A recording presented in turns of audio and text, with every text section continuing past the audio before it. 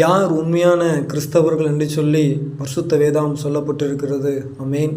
நாம் அன்பாக இருக்க வேண்டும், பகையாக இருக்கக்கூடாது, போட்டியாக இருக்கக்கூடாது, பொறாமையாக இருக்கக்கூடாது, அடுத்தவர்களுக்கு விரோதமாக செய்யப்படக்கூடாது.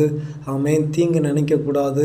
அவன் நமக்கு தீங்கு நினைச்சா கூட நாம் நன்மை செய்ய வேண்டும் என்று சொல்லி, அப்போதுதான் கிறிஸ்துவை நாம் முன் அடையாளமாக நாம் காட்ட முடியும். கிறிஸ்து எங்கே இருக்கிறார் என்று சொல்லி பார்த்தால் நம்முடைய சரீரத்தில் இருக்கிறார், நம்முடைய அவயங்களில் இருக்கிறார், நம்மோடு கூட அவர் ஒன்றிணைந்து இருக்கிறார் என்று சொல்லி அந்த கர்த்தராகிய இயேசு கிறிஸ்துவானவரை, நம்முடைய தேவாதி தேவனானவரை நாம் இந்த உலகத்திற்கு வெளிச்சம் காட்ட முடியும். இல்லை என்று சொன்னால் இந்த உலகம் நம்மளை என்ன சொல்லும்? இவர்கள் கிறிஸ்தவர்கள் ஒன்றுக்கும் உதவாதவர்கள் என்று சொல்லி இந்த உலகம் சொல்லும்போது நம் ஆண்டவருடைய நாமத்தை நாம் மறுதளிப்பது போல இருக்கும். அருமையான சகோதர சகோதரர்களே, ஆமென். நாம் ஆண்டவருடைய வார்த்தைக்கு நாம் கீழ்ப்படியும் போது, அன்பாக இருக்கும்போது, நாம் சந்தோஷமாக இருக்கும்போது, சமாதானத்தோடு இருக்கும்